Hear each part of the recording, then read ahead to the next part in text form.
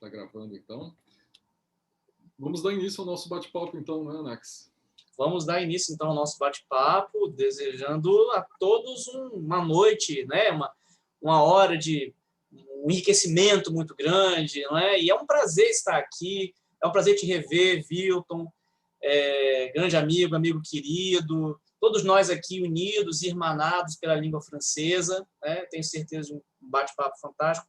Eu queria pedir licença a todos para apresentar o Vilton, né? Então, eu estou com... Bom, ele chama de mini bio, mas o Vilton é uma pessoa que tem tantas frentes, que tem tanta coisa que, né? Enfim, não tem nem como resumir, né? O Vilton é doutor em Linguística Aplicada e Estudos de Linguagem pelo Lael da PUC São Paulo, foi orientado pela professora Beth Bright. Ele fez estágio doutoral na Université Paris 8, Vincennes-Saint-Denis, é mestre em Turismo e Hotelaria pela Univale Santa Catarina e licenciado em Letras Francês e Português, com especialização em Linguística Aplicada e Ensino de Português na UFPE. E desde 2010, ele é professor de ensino básico, técnico e tecnológico de língua portuguesa estrangeira francês no IFMA, Instituto Federal do Maranhão, São Luís. Atualmente é diretor de Relações Internacionais do Instituto Federal de Educação, Ciência e Tecnologia do Maranhão. Coordena o Centro de Exames do DELF-DARFA e lidera o grupo de pesquisa do CNPq-IFMA, Ensino-Aprendizagem de Línguas e Literaturas dos Institutos Federais.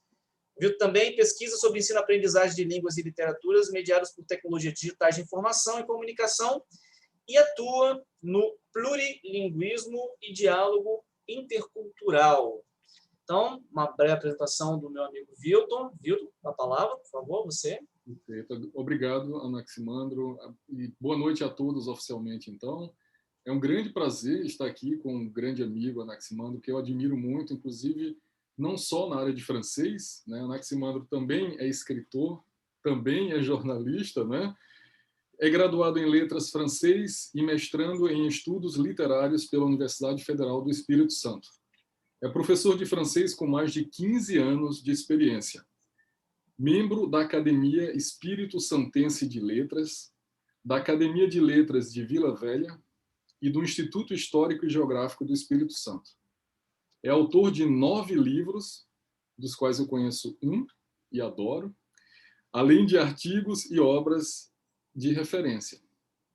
Para além de todas essas qualidades, Anaximandro Amorim também é advogado e vice-presidente da Comissão Especial de Direitos Culturais e Propriedade Intelectual da OAB Espírito Santo. Eu gostaria, então, de dizer que hoje é uma reunião de amigos, né? Eu diria uma reunião que pretende discutir a questão do francês no Brasil, tanto na esfera pública e privada, trazendo um pouco uma palavra de conforto para alunos, professores, colegas que estão aqui presentes e onde a gente vai discutir alguns pontos. Então, eu passo novamente a palavra para o Anaximandro para lançar a primeira pergunta. Bom, então vamos lá, né? Eu acho que a primeira pergunta, na verdade, é uma primeira provocação, né, Vilton? Eu acho que ela não deveria ser melhor colocada, né? Essa pergunta, eu acho que ela é a pergunta. E é uma pergunta que sempre me afligiu muito. Eu sempre escutei muito isso. Eu acho que todos aqui que trabalham com língua francesa também. A pergunta é: por que aprender francês hoje? Eu estava conversando com o Vilton, a gente estava fazendo um bate-papo prévio, né? Alinhando algumas coisas e antes de começar.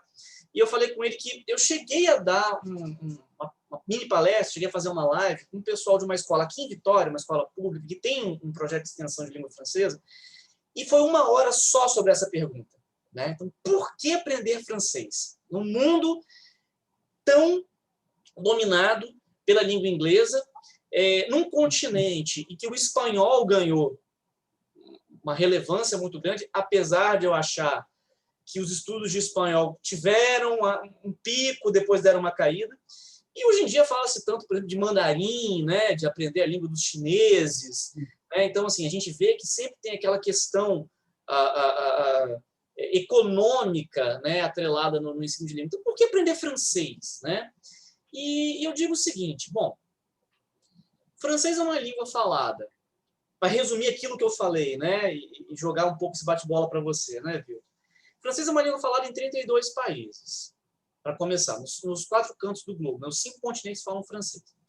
Então, assim, achar que só na França se fala francês é reduzir sobremaneira a importância de uma língua que tem todo um capital, não só econômico, e a gente falando de economia, não é? E o francês movimenta 16,5% do PIB mundial. Quer dizer, é a 5ª língua mais falada do mundo. Né? Então, para que aprender francês? Bom, vamos começar. É a 5ª língua mais falada do mundo. É uma língua de relevância econômica. Né? É uma língua falada em 5 continentes. Então, quer dizer, você tem 32 países de culturas diferentes, de matizes diferentes dos 4 cantos do globo, em que você pode se expressar nesse idioma. Isso eu estou falando sem entrar em outras questões. Né? É uma língua que tem tido um crescimento muito grande, é a 2ª língua mais estudada do mundo, língua estrangeira, né? Só perde para o inglês, por uma questão óbvia. Né? Então, quer dizer, para que falar francês? Isso já aponta para nós uma direção. Isso já nos aponta uma direção. E aí eu acho que nós, professores de francês, nós temos como eu posso dizer, uma obrigação, não é, de conhecer essas informações para justamente passar isso para o aluno. Porque aprende-se uma língua, e eu acho que o francês entra muito nisso, por várias razões. Eu comecei a aprender francês por prazer. Eu amei o idioma pela primeira vez que eu ouvi e aprendi por prazer. Né? E uma coisa foi levando a outra. E desde aquela época, eu comecei a estudar com 11 anos de idade, quer dizer, eu tenho 42 agora. Desde aquela época que eu ouvia, para que estudar francês? Para que estudar francês? Isso foi me munindo também, né? Isso foi me dando munição justamente para falar. Me lembro de uma fala, uma vez, uma pessoa, para que estudar francês, que é falado só França, Bélgica. Eu falei, Canadá, Luxemburgo, Senegal, Benin, blá, blá, blá. Fui tecendo o rosário, né? Aí o olho, mas tudo isso? Eu falei, pois é, tudo isso. Então, quer dizer, não é uma coisa, né? Não é uma língua inútil, né? E fora questões culturais, é a língua da literatura, é a língua da arte, é a língua da moda, da gastronomia, é a língua da diplomacia, é a língua da ONU, da Cruz Vermelha, dos Jogos Olímpicos, é a língua de várias empresas, quer dizer, aqui no estado do Espírito Santo, imagino que no Maranhão também, você tem empresas como a Technip, você tem como a Renault, como a Peugeot, como a Michelin, como o Carrefour, que são a Decathlon, que são empresas francesas. Né? Então, quer dizer, você tem um capital simbólico, você tem um capital propriamente dito. Né? E aí, quer dizer, eu também lanço para você, meu amigo, essa provocação. Né? Em que sentido, não é? Na sua visão, eu estou dando uma visão particular, né? Em que sentido, na sua visão, seria interessante aprender o francês hoje, nesse século XXI, com esse apelo da anglofonia? Né? Muito interessante a pergunta, provocadora. Eu vou falar da perspectiva do ensino público e da minha própria. Né? Eu acho que a gente está vivendo hoje esse período áureo da globalização econômica.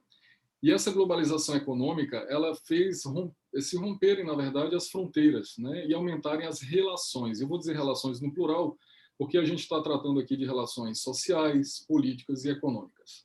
Então, essa diversidade de relações que a gente precisa estabelecer agora, quer queiramos, quer não queiramos, nos impõe, então, aprender línguas. Acho que o mercado de línguas, muito antes de pensarmos que está decadente, eu nunca vi um mercado tão florissant. Né? Então, a gente tem um mercado de línguas que, na verdade, está migrando do físico para o virtual, mas é um mercado que está em franco crescimento. Basta vocês abrirem as páginas no Instagram, em sites, vocês vão ver uma diversidade, não estou falando de qualidade, né? Uma diversidade de oferta impressionante. Então, eu poderia começar repetindo alguns números que você repetiu, Anax. Por exemplo, uma língua falada por mais de 270 milhões de falantes. Estamos falando de 270 milhões, né? Uma língua voltada que abre, na verdade, possibilidades para o mundo do trabalho, para o mundo cultural, acadêmico, né? Para a pós-graduação, para a mobilidade acadêmica internacional, física e virtual. É uma língua das relações internacionais, já que é a 2ª língua de trabalho na ONU, a 5ª mais falada no mundo, a 4ª mais falada na internet, a 3ª língua dos negócios, a 2ª língua de informação internacional das mídias, 2ª língua do trabalho nas organizações internacionais e a 2ª mais estudada no mundo, segundo a Organização Internacional da Francofonia. Mas isso não basta, né? Porque na perspectiva do ensino público, onde a gente pretende democratizar a oferta de línguas, a gente se pergunta, eu também tenho a mesma idade que você, viu? Eu também comecei a estudar Jovem como eu. como jovem. E comecei a estudar francês muito cedo. E eu também ouvi essa pergunta, para que estudar francês? A pergunta sempre me provocou uma resposta um pouco mais iconoclasta, muito provocativa para mim, né? Eu sempre me respondi porque não há pressões. Eu escolhi francês porque eu não tenho nenhuma pressão para estudar francês. Nenhuma pressão econômica, nenhuma pressão política, nenhuma pressão dos meus pais. O francês foi uma escolha. O francês, eu tive motivação para escolher. Eu escolhi a língua, né? E isso é muito bonito. Eu estudei outras línguas por obrigação e por pressão, mas o francês não. Também estudei o francês, e digo isso aos meus alunos e colegas que me perguntam a mesma coisa, porque isso dá uma perspectiva pluricultural e plurilinguística, né? Essa perspectiva plurilingue que a gente tem que adotar, por exemplo, nas nossas relações no ensino público, me fortalece muito com o francês, porque o francês coloca em comparação, em contraste, as outras línguas, inclusive a nossa. Ao falar o inglês e estudar o francês, você começa a comparar as línguas estrangeiras. O espanhol, idem, inclusive a língua materna, você se vê na língua do outro, né? A gente precisa dessa outra língua para se ver na nossa. E também, por outras razões, essa questão de a gente se ver na língua do outro, né, abre também uma possibilidade, e aí eu acho que a gente pode conversar um pouco depois nas outras perguntas, mas para a promoção do português como língua estrangeira também, né, porque a nossa língua, a gente não está admirando uma língua e abandonando a nossa, muito pelo contrário. Você, como escritor, melhor do que ninguém sabe disso, né, o trabalho e o prazer e o cuidado e o respeito que você tem com a nossa língua materna, isso eu acho que favorece muito no aprendizado de uma outra língua, como o francês, por exemplo. Eu responderia assim, né? Eu poderia passar horas falando, mas eu responderia dessa forma para a gente não tomar muito tempo. Não, Vilton, muito bem respondido. Pronto, aí eu lanço agora a segunda provocação. Claro. Agora eu te lanço a segunda pergunta. Eu vou deixar você responder primeiro, mas como se desenha hoje, então, a oferta de língua francesa na esfera privada no Brasil, na sua opinião? Bom, pois só complementando o que você falou, você tem um voo de pássaro muito grande, eu acho que realmente desembocou nessa nossa pergunta. Uma coisa que você falou me chamou muita atenção, e realmente é esse boom dos cursos de idiomas, né? Esse boom dos cursos. E eu acho que o meio virtual ele proporcionou muito isso, porque o ensino de língua estrangeira se adapta muito bem a essas mídias. E aí, respondendo a essa provocação, né, como é isso na esfera privada? Eu sou um professor de esfera privada, estou aqui com o Giovanni, que é meu colega de trabalho, tem a Josi também, que entrou, ela foi minha colega de sala, também é professora. Então, assim, uma percepção, tá? A procura pelo francês aumentou muito, eu acho, por incrível que pareça. E eu acho isso interessante porque o Maranhão é um estado colonizado por franceses. Ele fica muito mais próximo geograficamente de uma Guiana francesa que o Espírito Santo, que é um estado de colonização italiana e alemã. Se você for para o interior do Espírito Santo, basicamente é isso, né? Italiano e alemão. Isso foi uma questão que a gente levantou uma vez até na universidade, eu e a professora Grace, que é professora da universidade, por que essa procura tão grande do francês? E o francês sempre teve uma relação com o Espírito Santo muito grande. Por exemplo, quando não havia um hino, tocava-se a Marseillaise.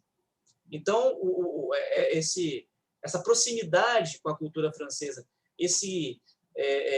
essa cultura afrancesada do capixaba, talvez porque o capixaba se situava muito mais isolado, tinha o Rio de Janeiro como uma referência, de uma certa forma até hoje tem. E o Rio era a capital do Império e depois da República, e recebia essas influências, né? Isso foi uma coisa que se delineou muito. E essa procura tem crescido muito. Agora, é interessante porque, por exemplo, por uma questão óbvia, tudo migra para o virtual. Inclusive, conversando, eu sou um professor de uma aliança francesa, portanto, eu estou na iniciativa privada, e também sou um professor empreendedor. Eu também empreendo, né?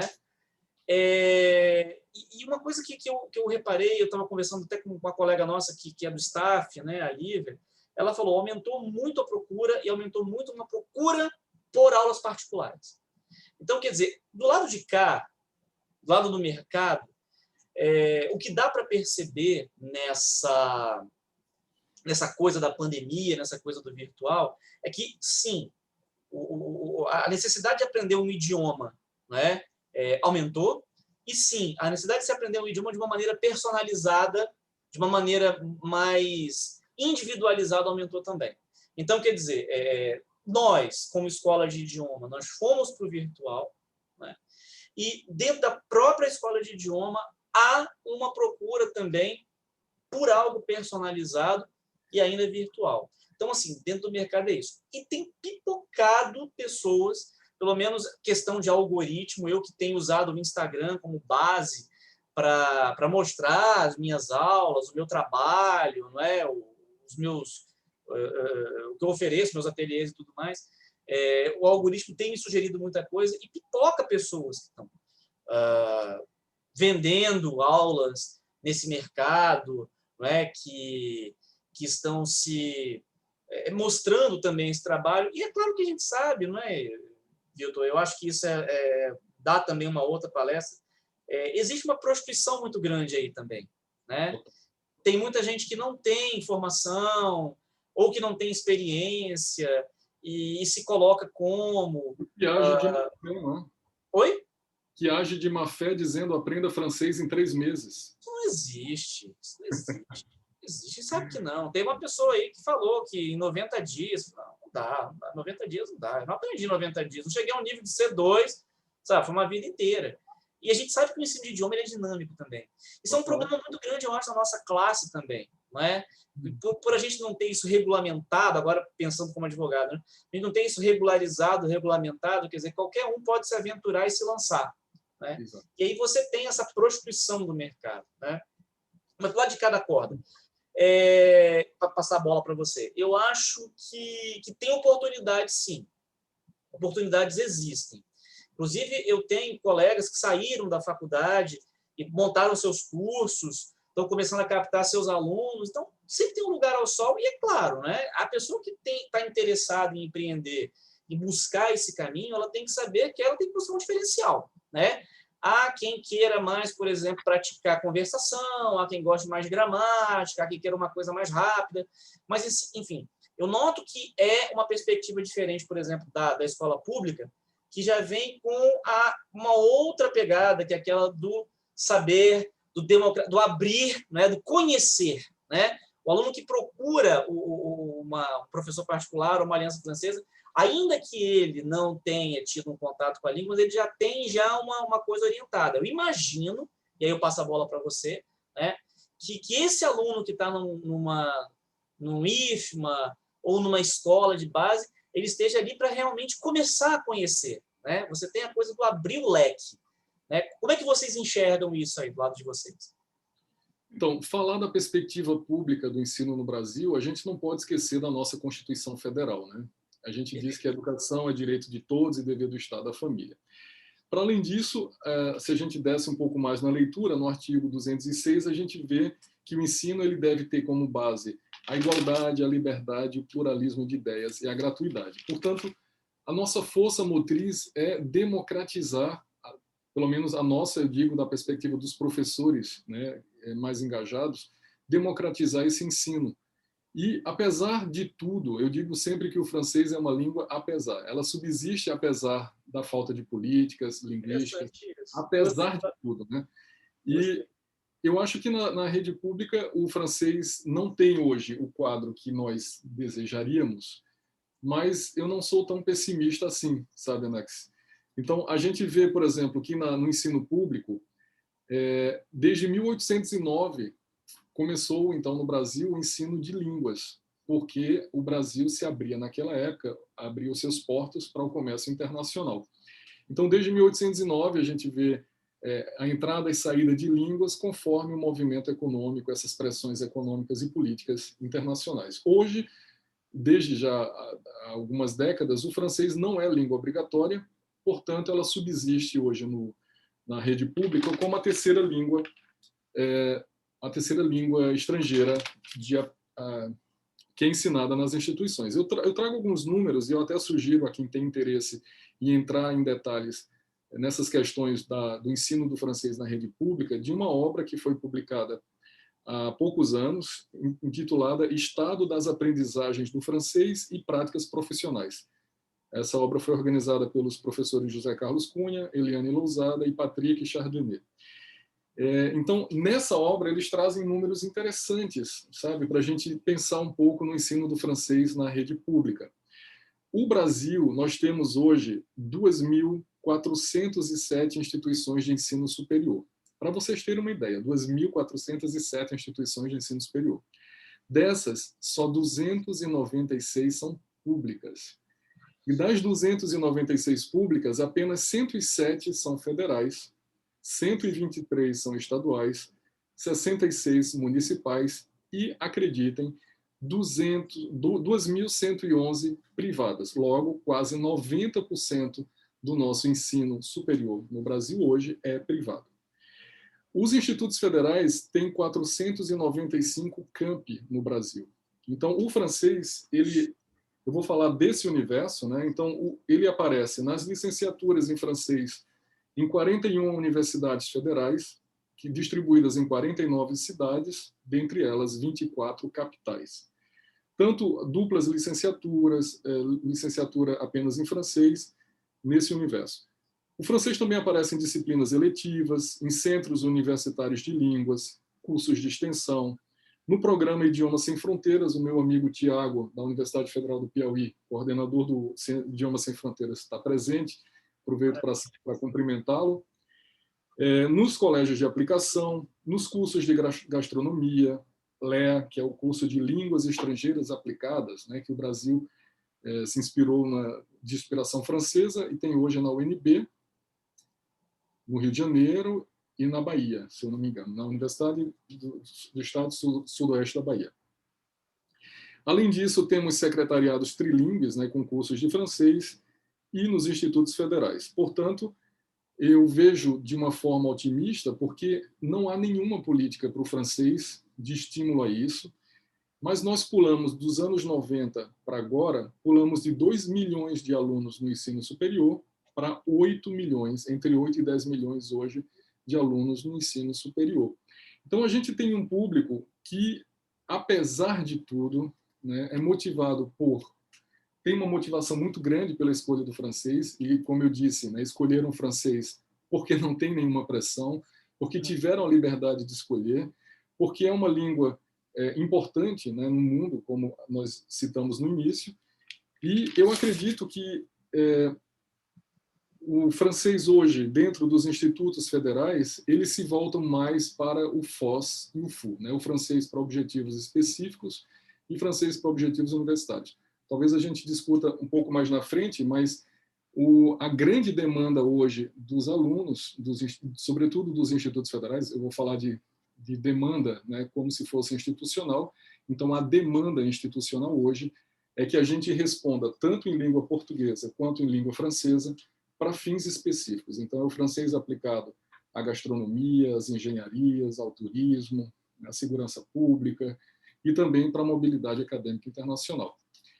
Eu responderia assim para a gente não tomar muito tempo essa pergunta. É muita coisa, né? É bastante coisa. Mas eu acho que liga, né? Traz um gancho para o próximo questionamento que eu gostaria de colocar, né? Que justamente é isso, né? Quais são as principais demandas dos alunos nessas instituições, né? Tanto na instituição pública quanto privada, né? Então, eu queria que você até respondeu um pouco, mas se você quiser pontuar mais alguma coisa, né, eu noto que é uma demanda realmente diferenciada, né, mas que ao mesmo tempo vai chegando no mesmo caminho, né, mas enfim. De fato, eu acho que a gente não tem uma política linguística no Brasil estabelecida, né? Então, a gente não está num país monolíngue, como a gente acredita, né? O país tem várias línguas, tem dezenas, centenas de línguas ainda indígenas. Então, nós não temos não temos um país monolíngue. E a gente precisa entender isso e compreender essa demanda, né? Então, eu acho que as demandas que surgem agora, as necessidades, né, individuais desses alunos, é que eles estão cada vez mais em interação, né, em relação, eles estão com interação muito próximas, sejam virtuais ou físicas, com o mundo, nas empresas, no mundo do trabalho, no mundo acadêmico, no mundo da pesquisa.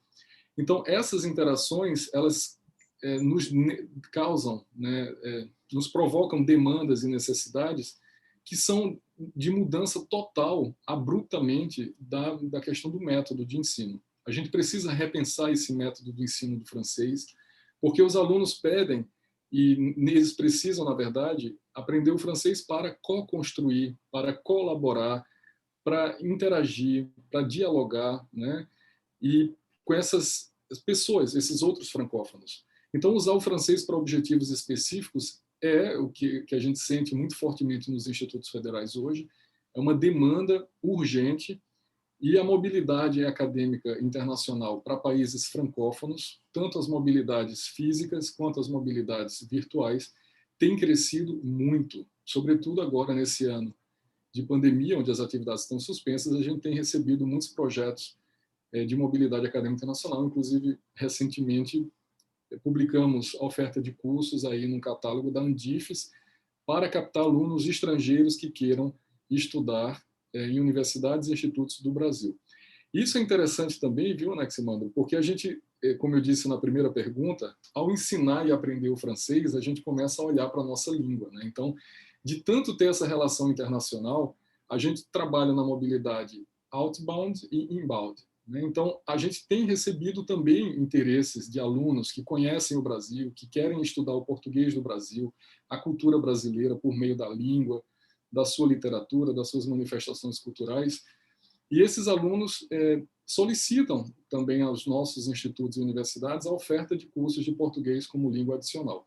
E é o que tem sido feito, acho que tem crescido muito também essa oferta, e eu falo para os novos e futuros professores, estou olhando aqui para o Josué Andrade Ramos, que foi um ex-aluno do IFMA, hoje aluno de letras francês da Universidade Federal do Maranhão, está prestes, inclusive, já entrou no mercado, né? Há um filão nascendo aí, né, muito forte, de oportunidades, que é essa oferta também de português como língua adicional para francófonos. Então, eu acho que tem também uma outra demanda muito forte desses alunos, é que a oferta do francês ele vai para a extensão universitária. Então, a gente tem percebido que os alunos não têm mais tempo para nada. Apesar de quererem estudar francês, apesar de terem muita motivação, eles pedem, solicitam horários cada vez mais flexíveis.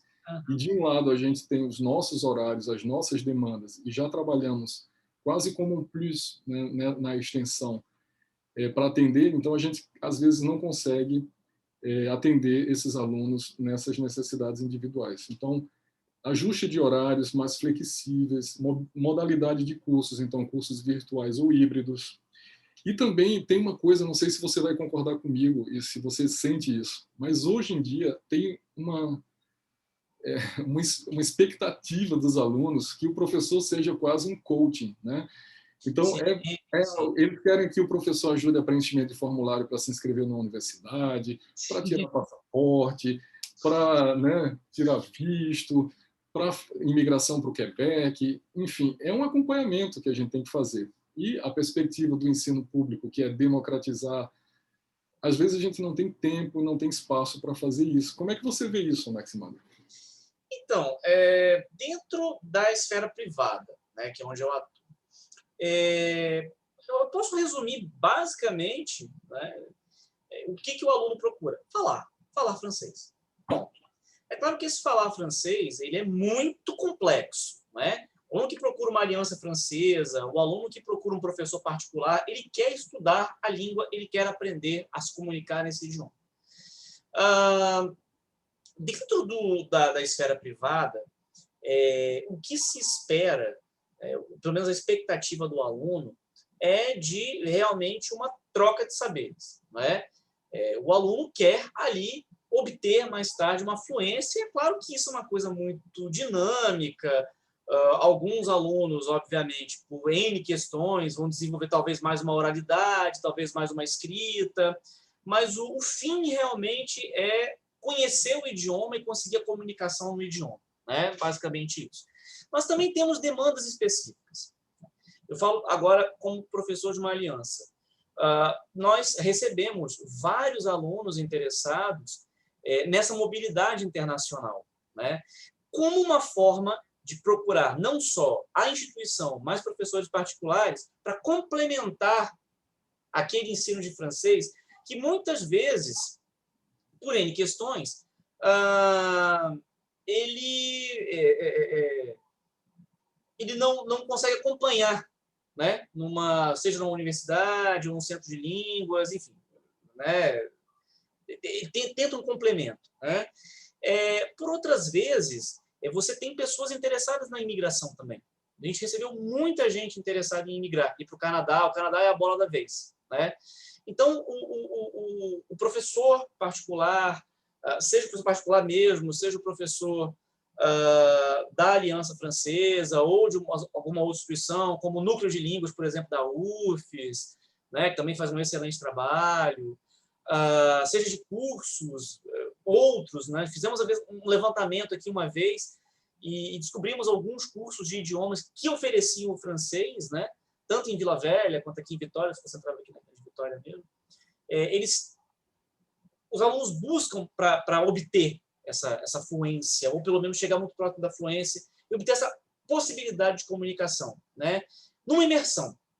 Então, eu entendo que o professor de uma esfera privada, ele vai realmente trabalhar como esse coach que você falou, né? Como esse mentor. Eu já tive alunos que me procuraram para procurar bolsas de estudo no Canadá ou na França. Então, eu marquei um horário, sentamos e vimos bolsa daqui, bolsa dali, bolsa acolá e tudo mais. Às vezes a pessoa não tinha um francês tão bom, então eu fui lá e traduzi. E eu acho que isso isso faz parte do nosso papel enquanto professores, né? Você, quando abraça o magistério, você lida com um produto chamado humano. E esse produto é um produto diferenciado, porque ele é um produto simbólico, né? Ele tem outras demandas. O professor não é só um vendedor de aula, ele não é só um mero transmissor de conteúdo, mas ele tem também tudo aquilo que inspira, né? E eu vejo, e aí complementando um pouco isso que você falou, eu acho que o professor do futuro, e esse futuro é um futuro muito próximo, ele é muito mais um mentor que um professor. Ele é muito mais uma fonte de inspiração do que um professor propriamente dito, porque o conhecimento dele está aqui. Se eu quiser agora, por exemplo, aprender grego, eu encontro N professores, N lições de grego. Grego, estou dizendo, né? Enfim, já me até chegou coisa de russo, né? E outras línguas mais árabe. Eu não tenho interesse, mas eu acho interessante. Então, o professor é muito mais um inspirador, ele é muito mais um mentor. Eu vejo dessa forma. Então, isso... Agora, pois não? Desculpa te interromper, mas isso vai me levar para a próxima pergunta. Pois não? Eu acho que você pode continuar até falando sobre isso. Então, como é que você vê para alunos, para futuros professores que estão entrando agora nesse mundo em devir, né? Porque, como Paulo Freire dizia, o mundo não é, o mundo está sendo, sempre no gerúndio, e que a gente precisa estar se adaptando a essas mudanças. Então, que conselho você daria, pela sua experiência como professor de alianças francesas, que conselho você daria para esses novos professores que estão chegando aí no mercado, ligando essas perspectivas, oportunidades que você vislumbra no futuro? Bom, em primeiro lugar, eu acho que o professor precisa dominar os códigos virtuais. Você falou de sociedade em rede, né? Nós que recebemos alunos cada vez mais jovens, que são nativos, não são migrantes como nós, né, Vitor? Sim. A gente que fez parte de um mundo analógico e teve de cair no mundo digital, e eles que já nasceram no mundo digital e acham que o mundo sempre foi assim, para eles sempre foi dessa forma, sempre foi desse jeito, né? Para eles é tão natural dominar esse código, né? Eu acho que isso é uma coisa que é irreversível. Eu, claro, não acho que o ensino tradicional vá acabar, mas ele se adapta, E aí eu realmente concordo com essa perspectiva da continuidade, né? O regime híbrido, há coisas que vão conseguir se adaptar muito bem para o virtual, outras nem tanto. E essa é uma das amargas lições que estamos tendo durante a pandemia, né? Que há serviços que não vão poder continuar, não vão poder parar, e há serviços que vão poder se adaptar. Mas isso eu acho que é uma coisa natural dentro do processo evolutivo do humano. Eu acho que esse é o primeiro passo. No nosso caso, nós professores de idiomas, eu acho que nós somos muito mais pessoas que apontam caminhos do que professam. Nós ainda temos essa coisa do professor como aquele que professa, e é claro, a gente detém realmente um saber, por uma questão óbvia de mais tempo de estudo, não é? Mas nós, professores, temos que ter a humildade de, muitas vezes, nos depararmos com alunos que alguns dominam alguns assuntos e construir com essas pessoas. E aí você falou anteriormente, foi uma fala muito interessante sua, dessa co-construção, né? E eu acho que o francês ele é muito fino nessa questão do apprendre, porque você tanto aprende quanto você ensina, né? J'apprends, né? Eu ensino, mas eu aprendo também. É criar essa atmosfera que eu acho que dentro dos cursos de idioma isso se adapta muito bem. Agora, é claro que isso é não só uma construção, mas uma construção. A gente vive atualmente num mundo de transição para um algo pós-pandêmico que nós não sabemos ainda. É necessário uma distância histórica e nós estamos vivendo ainda. Nós estamos ainda no gerúndio, né? Nós estamos vivendo esse mundo. Então, eu falo em adaptação, eu falo nisso tudo, e eu acho que o professor tem que estar antenado nisso. Ele tem que estar antenado nessas mudanças que são patentes, não é? As redes sociais, por exemplo, é impossível você não levar em consideração as redes sociais. As redes sociais, já há pessoas, até no campo da linguística dizendo isso, elas fazem parte já da nossa identidade enquanto ser linguístico também. Então, eu acho que esse pessoal que está entrando agora no mercado de trabalho e que tem esse feeling para essas coisas, dentro do nosso período pandêmico e o que vai se acontecer fora do nosso período pandêmico, vai conseguir se estabelecer dentro do mercado. E outra coisa, nós vivemos uma sociedade pulverizada, uma sociedade de rede. Eu digo isso porque, quando eu comecei a me lançar como empreendedor, vamos dizer assim, né, e usando esse espaço da internet, eu ouvi de muitas pessoas, mas tem muita gente que faz, mas tem muita gente que consome, né? Esse medo da quantidade você tem a qualidade. Então, a pessoa que está entrando no mercado de trabalho, eu acho isso importantíssimo, né? Ela não pode ter medo, primeiro, da quantidade de profissionais, porque para essa quantidade de profissionais você tem uma quantidade de alunos, e o que a gente falou, o ensino de idiomas está, né, tendo um boom hoje em dia, por questões N, como globalização, como os expats, né, as pessoas que vão para trabalhar em outros países, enfim, e pelo próprio prazer também, né? Você falou uma coisa que é fantástica, e eu me lembrei muito de uma pessoa muito importante aqui no estado do Espírito Santo, um poeta que faleceu faz um ano, o poeta Sérgio Blanc. Ele é um grande poeta, foi um grande poeta do nosso estado, foi meu confrade da Academia Espírito Santense de Letras. Muito estudado, enfim. E uma das características da obra do Sérgio era mesclar, dentro da poesia em língua portuguesa, palavras em inglês e francês. Então, olha o lúdico, olha a brincadeira. E aí eu cito uma professora de inglês da Universidade Federal muito, muito boa, a Júnia, que trabalha com tradução, que é uma coisa que eu gosto bastante, e que também dá uma conversa, né, a tradução. Ela fala, quais são as línguas que nos perpassam? Nós não somos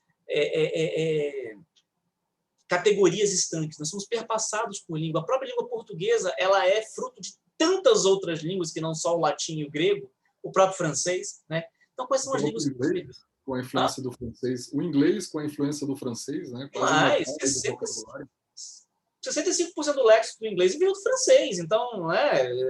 Então, essas são as línguas que línguas nos perpassam, né?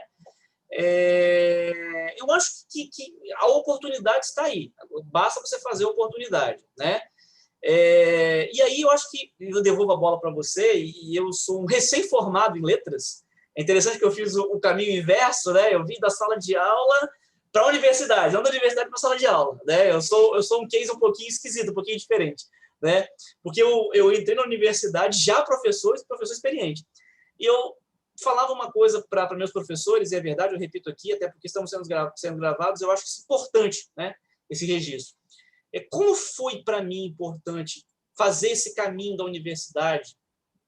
Como a universidade foi importante para mim? Porque ela me trouxe uma sintonia fina, né? Eu era uma pedra bruta, eu fui sendo lapidado. Então, muito do que eu achava enquanto professor, ao me deparar com aquelas teorias, que às vezes o aluno na universidade, o aluno de 18, 19 anos, pensa, meu Deus, para que isso tudo, né? Ela te torna um profissional mais refinado. E esse é um diferencial para aqueles que estão no mercado se prostituindo, né? Repito isso, dizendo que você vai ser fluente em 2 meses, em 1 mês, isso não existe, né?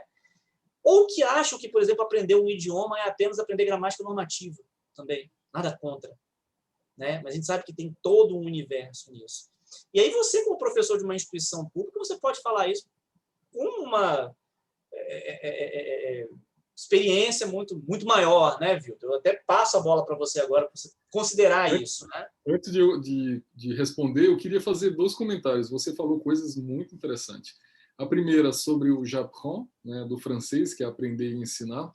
Eu gosto muito do uso do ensinar a aprender, né? Ensino-aprendizagem de línguas com hífen, porque eu acho que é impossível não conceber a aprendizagem quando a gente ensina. Porque a gente ensina para alguém, a gente prepara uma aula pensando no nosso interlocutor, no nosso aluno. Então, ensino-aprendizagem eu sempre escrevo com hífen. Eu até questiono o uso do e, né? Ensino e aprendizagem, porque eu acho que essa separação ela só existe do ponto de vista abstrato e teórico, mas na prática a gente precisa pensar em ensino-aprendizagem mesmo.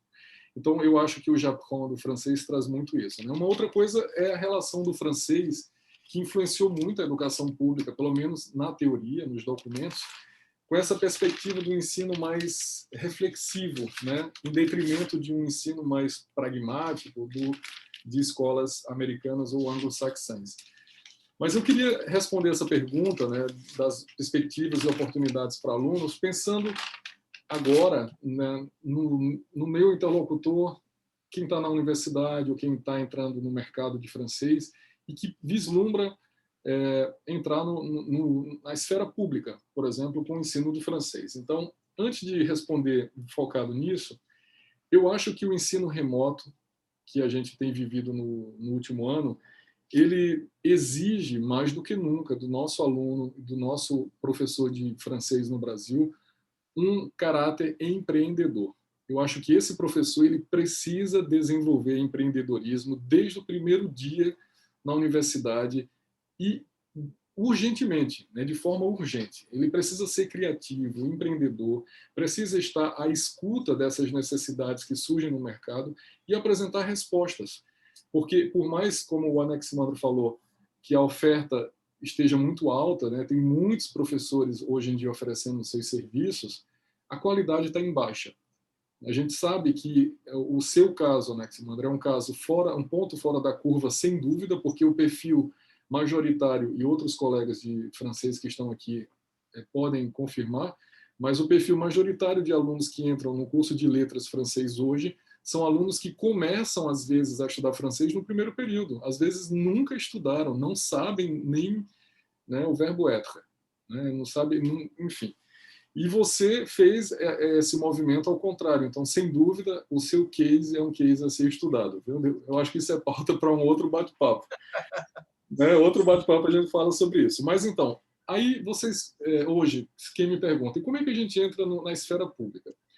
Bom, a gente vive uma suspensão geral de concursos, como vocês sabem, e eu vou falar da oportunidade e da ameaça, ou dos entraves, como queiram, né? Então, o ideal era que tivesse a continuidade da oferta de concursos públicos. Como vocês sabem, está cada vez mais escasso, ainda tem alguns em francês que exigem para as universidades públicas federais um nível de qualificação de titulação muito alto, né? Então, mas o entrave é a falta de políticas públicas de concurso. Para quem não tem ainda esse nível, né, de certificação muito alta, de diplomas, mestrado, doutorado, publicações, etc., nós temos no setor público muitos seletivos abertos hoje, inclusive de francês. Né? Eu até sempre socializo com os colegas que a gente participa de 1001 grupos, né? E aí recebe uma informação que pode não servir para a gente, mas certamente serve para outros, então eu acabo sempre difundindo isso. Então, temos muitos seletivos para professores substitutos, tanto de institutos federais quanto de universidades, para centros de línguas, que tem seleção pública. Os institutos e universidades eles têm um tipo de contrato chamado de prestador de serviço externo, então muitos professores podem ser contratados por essa via para atuar em centro de línguas ou em cursos de extensão, em projetos de extensão.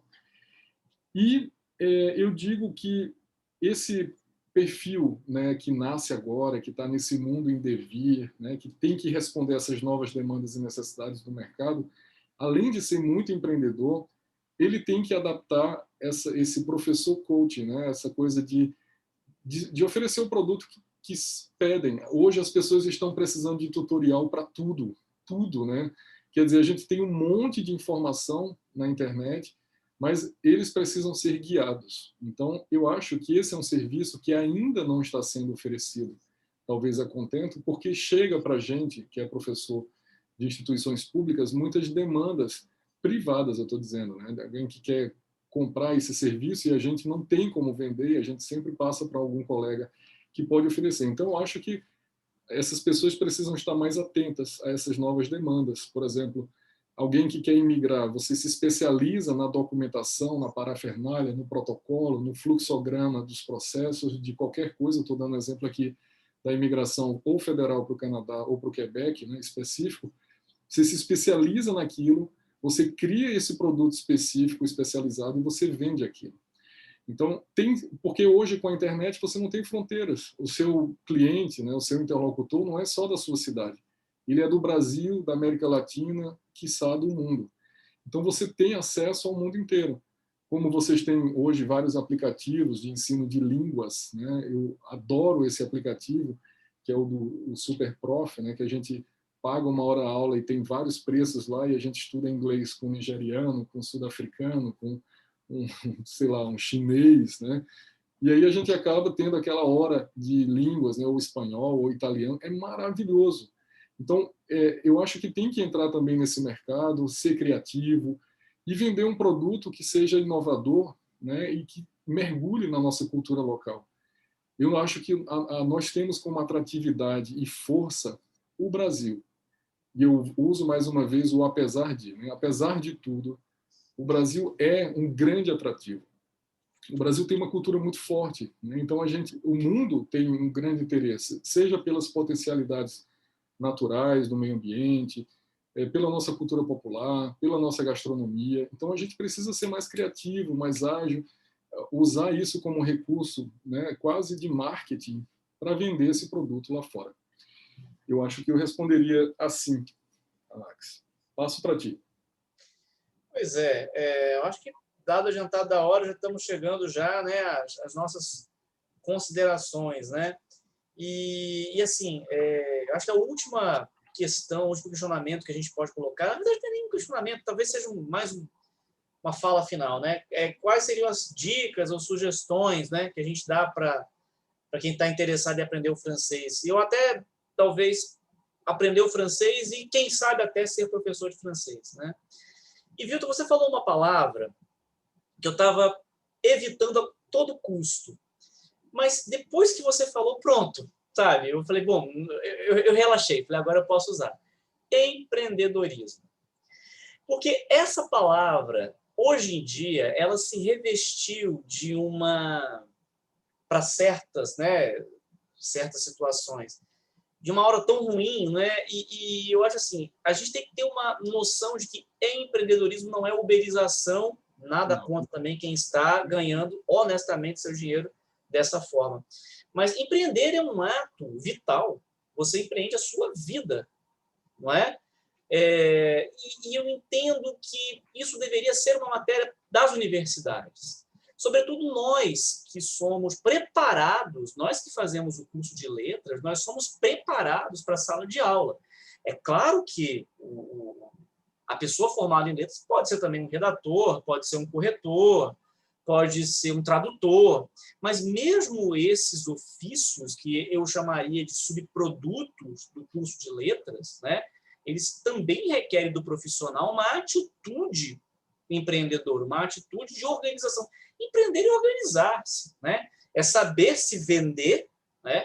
É oferecer um produto. E você falou muito bem dessa questão de produto, né? Quais são os produtos que a gente vende? Uma vez que vai para o mercado, depois a gente vira um produto. Você se produtifica, né? Eu sou o professor Anaximandro Amorim de francês. Esse é meu produto, né? Eu não sou só isso, mas eu também sou isso. Eu também tenho esse lado, né? Isso é uma dica que a gente dá, né? Já é uma dica, uma sugestão que a gente dá para qualquer interessado em entrar no curso de letras, né, e se transformar num profissional de letras, seja da língua portuguesa, ou seja de uma língua alvo, né, como o francês, que é o nosso caso. Então, assim, o que você oferece, né, como produto? E uma outra dica que eu dou, né, e eu acho que essa dica é uma dica ela se torna até meio clichê, né? É nunca parar de estudar, né? Nós somos professores, nós somos pessoas que lidamos com saber, né? Eu tive pessoas que eu conheci que passaram pelo curso de letras e se orgulharam de dizer que nunca leram um texto que o professor passou. Então, que profissional é esse que vai para o mercado de trabalho? É aquele que vai desistir do curso. Isso requer uma atitude, eu acho, desse estudante que está escolhendo o curso, né? E aí realmente é um case diferente do meu, né? Já é uma questão mais tradicional, né? Sobre a atitude dele. E isso está na base do empreendedorismo. Então, se eu escolho uma licenciatura, qualquer que seja, eu quero me tornar um professor. Se eu quero me tornar um professor, quais são as minhas perspectivas dentro do campo do magistério? E se eu quero me tornar um professor de letras, né? Dentro do campo das letras, o que eu quero me tornar? Um professor de idiomas, um professor de literatura, de redação? Como eu vou atuar? Como eu vou vender o meu produto, que sou eu? Então, acho que essa reflexão é uma reflexão primeira que eu dou como dica lá no comecinho, já antes, e que é um desdobramento de tudo. Perfeito. Bom, eu acho que você toca num ponto importante, né? Quando eu uso empreendedorismo, eu estou usando não com essa perspectiva mercadológica, né? Eu usei também o termo marketing, mas eu preciso ressignificar no meu próprio discurso, isso fica claro, que eu estou falando aqui de escuta ativa. É proatividade, né? Então, hoje a gente tem a precarização. Primeiro, não há concursos públicos em alta demanda, isso é uma realidade, a gente não pode fechar os olhos para isso no serviço público, mas a gente tem saídas. Então, empreender é pensar na sua vida, pensar na sua carreira, na sua formação, de forma proativa, com escuta ativa, analisando e lendo a sua situação, o seu contexto. Então, eu deixo como sugestão para quem quer ou pretende estudar francês ou trabalhar com francês, primeiro que sempre retroalimente a sua motivação. Gente, sem motivação não somos nada. Lembrem-se que nós vivemos apesar de tudo, né? Nós subsistimos apesar de tudo, nós estamos aqui apesar de tudo. Então, a gente precisa sempre alimentar essa motivação, não podemos perdê-la. Segundo, é que hoje o ensino-aprendizagem de línguas, quaisquer que sejam as línguas, você tem que estar dentro de uma diversidade muito grande de modalidades. Então, você tem ensino que é síncrono, temos parte dessa aprendizagem que é assíncrona, temos parte dessa aprendizagem que vai para as plataformas de gamificação, e eu estou pensando aqui numa plataforma muito bacana que nós estamos tentando trazer para o Instituto Federal do Maranhão, que se chama Altícia, que é da Université Catholique de Louvain, na Bélgica, que, na verdade, ela não substitui um professor, gente. E o que eu vou dizer aqui é que muitos professores, quando ouvem gamificação, plataforma, né, eles ficam logo apavorados. O que eu vou dizer aqui vai, na verdade, já me encaminhando para a minha última palavra, para a gente não estender muito tempo, que é: nada substitui um bom professor. Nada substitui um bom professor. Um bom professor, gente, é insubstituível. Então, nenhuma tecnologia, nenhuma plataforma de gamificação, nenhum recurso assíncrono, nada substitui um bom professor. E eu coloco ênfase possível no bom. Eu vou terminar com uma palavra de otimismo, uma palavra poética, para passar a palavra para o Anax e as perguntas, se vocês tiverem, para a gente encerrar. Se vocês me permitirem, eu peço licença, é um poema curto. O título é Vida de Abrir Caminhos. Vida de abrir caminhos, com os pés para os que podem, com o coração para quem reluz. Jamais preferi o segredo das pedras, aquelas que transcendem. Sem alma, o tempo, elas jamais compreenderiam o mergulho das garças, elas jamais compreenderiam o destino dos peixes, lá longe, onde todos os segredos estão guardados, o azul beira o infinito. É lá onde está o ponto de chegada. Fugaz para os que creem, inominado aos sonhadores. Esse é um poema do Anaximandro Amorim, no livro O Breviário do Silêncio, Poemas. E assim, eu termino a minha participação e passo a palavra para você e para os nossos amigos convidados. Eu fiquei sem palavras agora. Que legal, que obrigado pelo carinho. Nossa, que maravilha, que bacana. Esse poema é um poema que realmente é um dos que eu mais gosto. Assim, amo esse poema, eu amo. Ele está marcadíssimo aqui, ó. Olha, inclusive autografado, né? Ah, sim. Maravilha. Só para não estender muito, dizer que, nossa, que noite fantástica, maravilhosa, na companhia de amigos, de pessoas ligadas à língua francesa. Eu espero que tenha sido uma troca de informações enriquecedora para todos, para mim foi. E assim, felicidade de reencontrar você, viu, tendo por meios virtuais, e esperando que esse nosso encontro renda frutos. E eu fico à disposição também, claro, não só de você, mas de todos que queiram aí continuar esse colóquio, né? Eu acho que são colóquios. A gente coloca palavras, né? E elas vão tomando vida própria. A gente que é das letras, a gente sabe que palavras têm vida própria, né? E elas são dinâmicas, né? Elas são dentro de tudo. E a impressão que dá é que o nosso tema é um tema em contínuo, né? A gente se encontra de vez em quando, mas a gente está sempre continuando, na verdade, o mesmo tema. Isso é fantástico. Então, para mim também foi um grande prazer. Eu não sei se a Angélica gostaria de fazer alguma pergunta, ou algum de vocês, gente, se vocês tiverem alguma colocação rápida, alguma pergunta, podem abrir o microfone e fazer, para a gente passar para a finalização. Olha, eu não tenho perguntas, ainda não houve nenhuma pergunta aqui, mas eu queria só dizer que temos a presença da professora, a doutora Francisca Jane Vieira Jatobá, que é a nossa vice-coordenadora do curso de Letras Francês da Universidade Federal do Amazonas, também é coordenadora do curso de estágio do curso de Letras e é docente da disciplina de Prática de Ensino. Tá? Então, obrigada, professora Jane, por ter aceito o convite, por ter estado conosco até aqui. E quero reiterar aos colegas participantes que estamos abertos a perguntas. Esse é o momento, se você quiser fazer uma pergunta ao Wilton ou ao Anaximandro, nós estamos aqui disponíveis. Eu cumprimentar também a professora Francisca e a professora Jeane. Muita honra em tê-las aqui conosco. Grande prazer. Eu também aproveito e reitero as palavras do Wilton.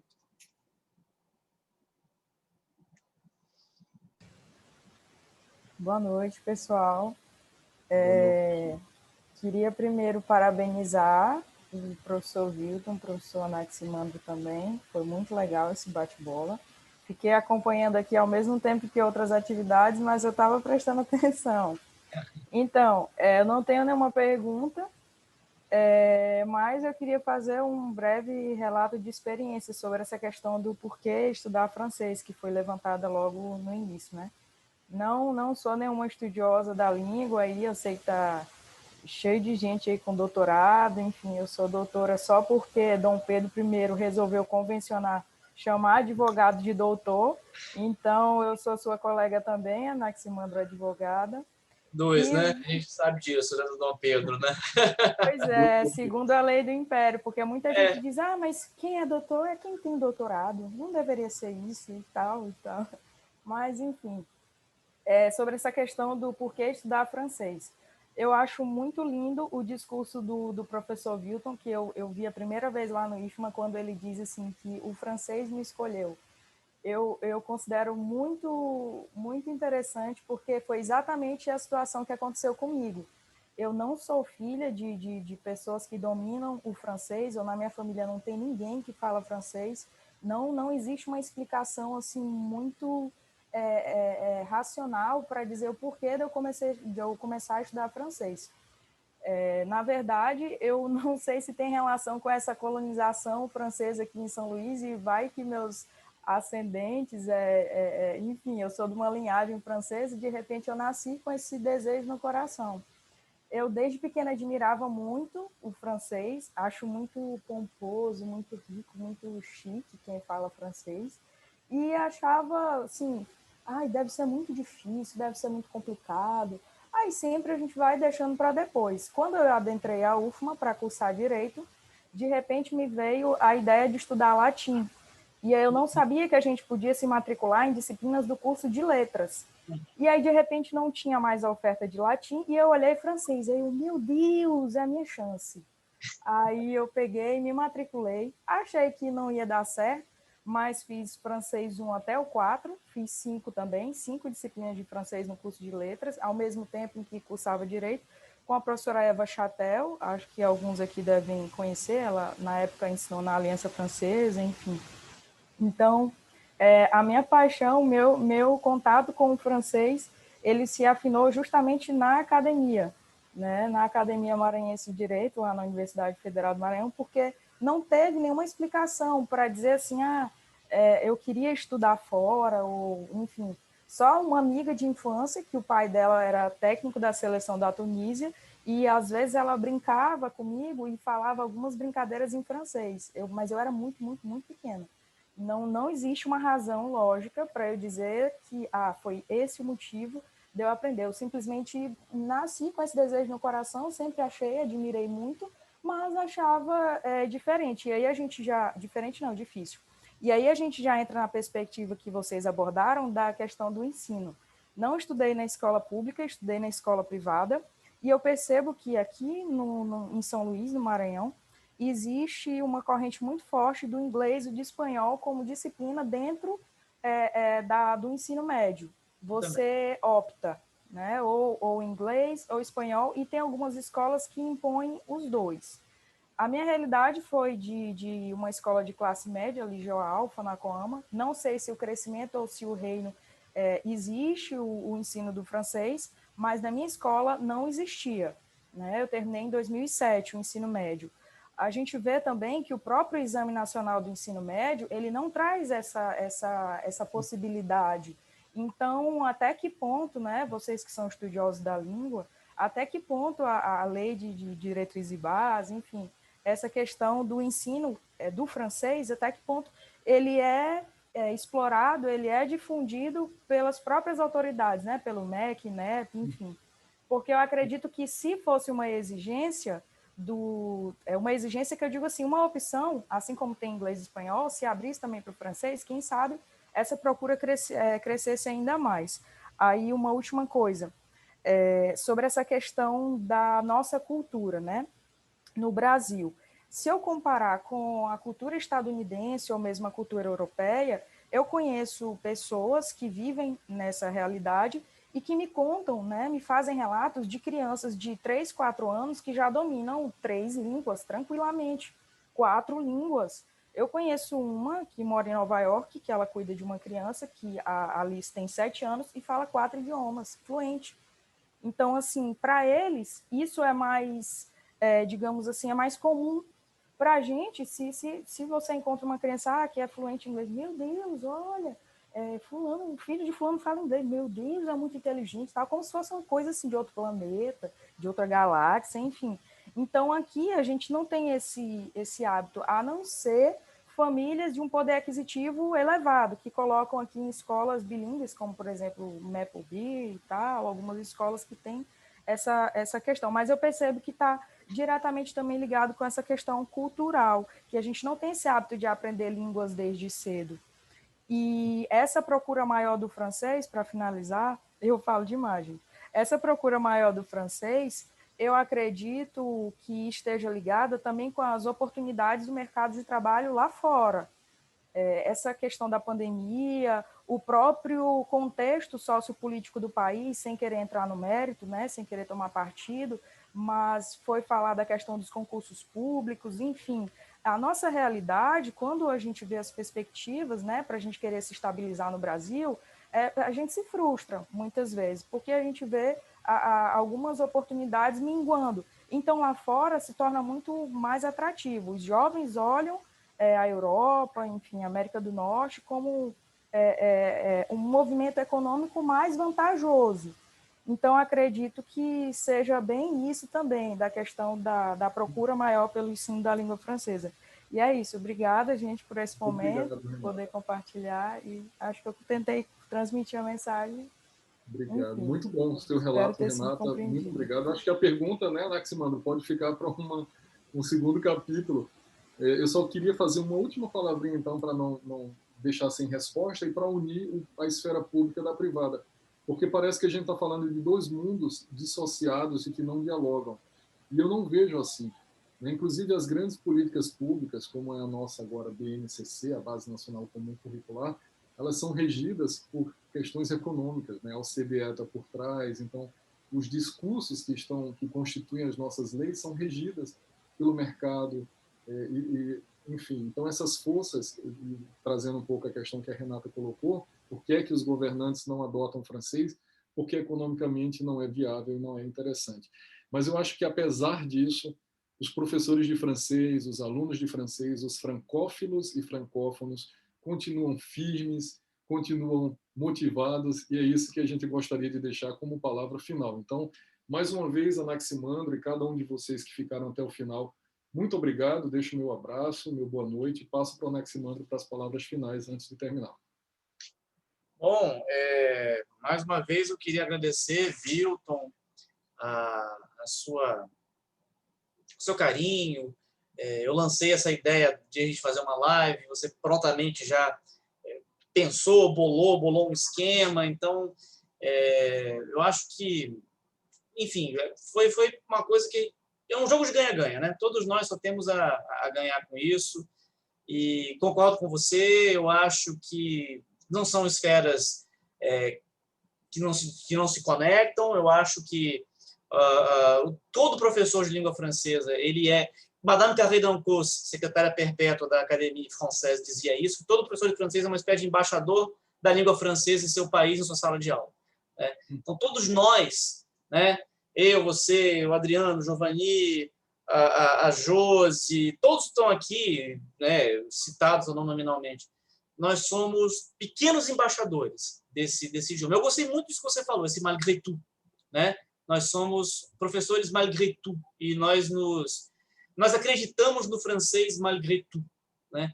E eu tenho o privilégio de ser professor de alunos 100% motivados. Eu acho que isso é que é gostoso. Meu magistério é um magistério diferenciado, que procura francês quem quer, quem gosta, quem é interessado, e tem procura, né? E tem muita procura. E eu acho que é isso aí, conectar mesmo esses pedacinhos para a gente fazer esse todo, porque tem muito ainda em matéria de política pública, né? E muito ainda em mercado para a gente explorar no francês. Eu acho que ainda é um campo muito vasto e que vale muito a pena. Pelo menos eu estou aí nessa batalha já faz muitos anos, e é uma batalha, mas é uma batalha gostosa.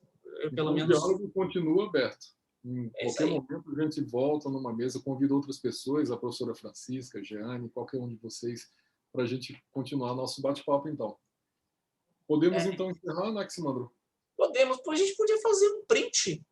Quem gostaria, obviamente, né, da gente fazer. Vamos fazer isso, então. Vamos fazer um print. Quem que quisesse aparecer, né, né? Eu vou contar até 3. Então você faz. Meu computador... Quer fazer, Vilton? Não, você faz. Então vamos lá. 1, 2, 3.